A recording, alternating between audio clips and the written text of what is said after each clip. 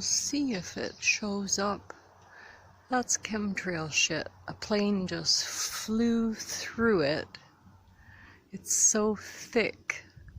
The plane left an empty space. It's a negative chemtrail.